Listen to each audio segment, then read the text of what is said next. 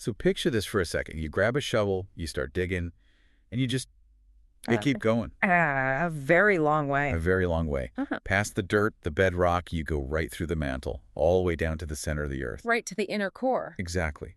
Now, what we all learned in school is you'd hit this massive, solid ball of iron, right? That's the textbook answer. Yep.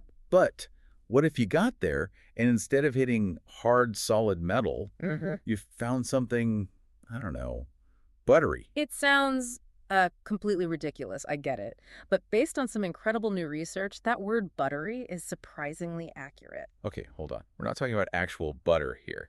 No, definitely not dairy.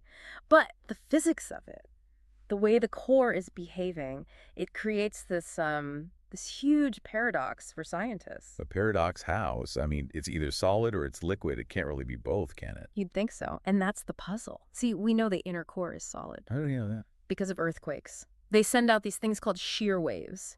And shear waves can only travel through solid stuff. And the outer core is liquid, so they don't go through that. Exactly. They stop dead, but they pass right through the inner core, so it has to be solid. Okay, so case closed. It's solid. Well, not quite, because while it lets the waves through, it slows them down, way down. The material itself behaves, for lack of a better word, softly. Softly? We're talking about iron under, what, 3 million times the pressure at sea level? Yeah. How can that be soft? It's all about how it deforms. Think of it like a squishiness scale. Yeah. Engineers have this metric, Poisson's ratio. Right. Structural steel is really rigid, so it has a low score. But the inner core's score, it's way, way higher. Almost the same as, soft rubber or, yes, butter. So you're telling me we're standing on a giant ball of iron that has the consistency of rubber? That just doesn't make sense. It doesn't. Not with our classic understanding of matter. Unless it's in a totally different state. And a new study suggests that's exactly what's going on. They call it a Superionic state. Superionic. Okay. I definitely missed that day in physics class. Yeah. We had solid, liquid, gas, plasma. What is superionic? Is it like a slush? It's actually more organized than slush. The study uses this great analogy. Imagine a big score dance. Okay, I'm with you.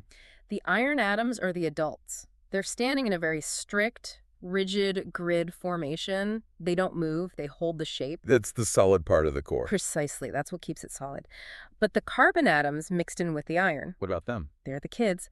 And they are just running wild through the gaps between all the adults. They're flowing completely freely like a liquid through that solid iron lattice. So the framework is solid, but everything inside it is just flowing. Exactly. Frozen yet flowing. And that internal chaos, that movement, is what softens the whole structure just enough to slow down those seismic waves without it actually melting. Wow.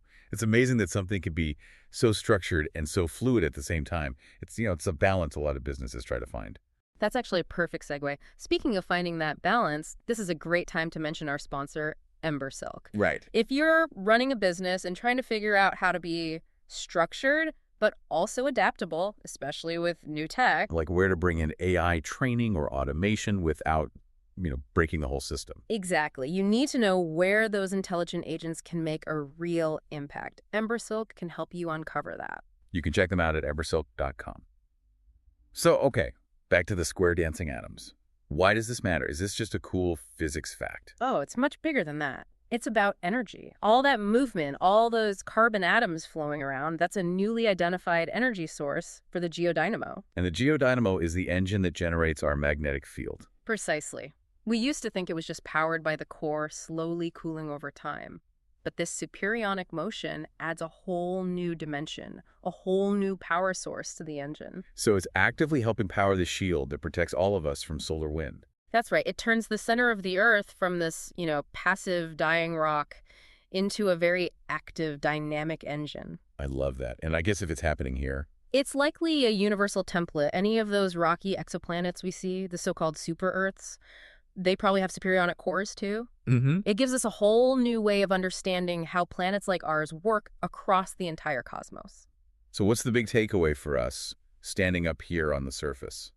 I think it just totally changes your perspective. We always look up at the stars for wonder and mystery, right? Oh, of course. But we're standing on top of a giant, shifting, superionic engine that is actively safeguarding our existence every single second.